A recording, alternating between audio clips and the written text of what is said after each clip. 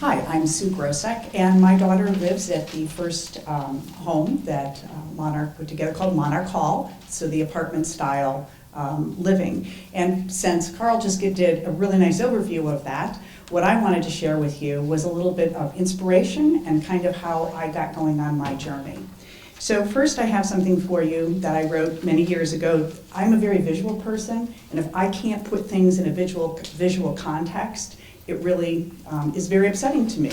And much like others before me were saying, when you have a child with special needs, the path becomes a lot less sure. So what I wrote was a piece called Fly Baby Fly. I believe that the most important job of any mother is to help her child grow a strong set of wings to fly on. I believe that each child develops their own set of wings, and those wings enable them to fly to independence. I have a daughter who has a combination of attributes, including autism, Down syndrome, and ADD. She has grown up, and her flight to adulthood was scary. My fears came from not understanding what her adult life would look like, and therefore not understanding how to teach her to fly. It took me a while to understand my daughter's wings and how they work. She, as all individuals, had an innate drive for independence. This was hard to see her path because her wings were so different. Her siblings' wings were common feathered wings, fluffed and strengthened over years. And in each of her own siblings' time, they were taken to the edge of the nest and encouraged to jump and soar. My daughter's adulthood approach, I became afraid because it felt as if I was bringing her to the edge and pushing her to certain disaster. At times, it felt like helping her to adulthood was pushing her away, as if she wasn't wanted. It felt scary because her wings were not like the wings of her brothers and sisters, and so her flight became unclear. One day, the image suddenly became clear to me, and now I will share it with you. My daughter is a penguin.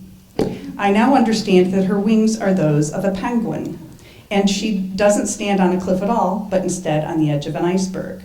She has wings that will work for her, but they need an atmosphere of greater support. Air is not enough. She needs water. She has spread her wings, perched on the edge of her iceberg, and has jumped. She is flying in her own way, in her own supported water world. Once I understood her wings and the support she needed, I understood my role. It was to take her, to make sure that the water was clear, the fish were plentiful, there were no seals in the area. Then, like any other good penguin mother, I needed to let her fly free in her own supported atmosphere. As she flies, I continue to be on watch. And as time passes and I age and am no longer able, I know her siblings will continue to fly by and see how she's doing in her penguin community.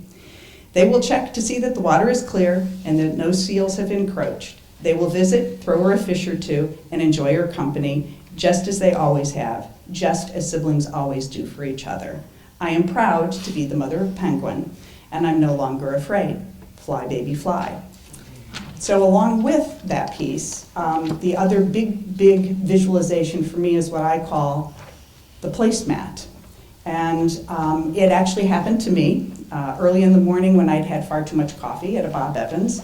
I was getting ready to pick my daughter up at a respite camp, and I just started thinking, what should her supported world look like? What supports does she really need? So I scribbled on the back of a placemat, thus why this is empty. So these are at the table so that you can fill out your own placemat.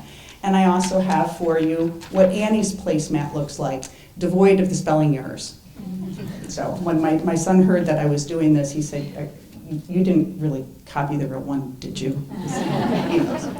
Also, over the years, talking to all of these lovely ladies, and some of you out in the audience, I have also added more categories to what was necessary for Annie's place. She's a very involved young lady. She doesn't have active communication, and so those were some of the supports I had to make sure were well in place, and thus why a facility that has 24/7 care was a perfect match for her.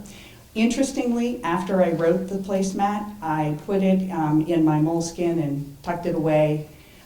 The pilot program at Monarch was getting ready to roll out.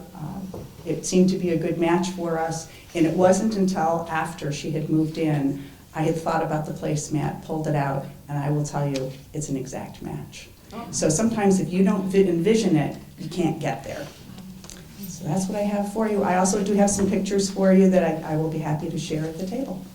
Thank you.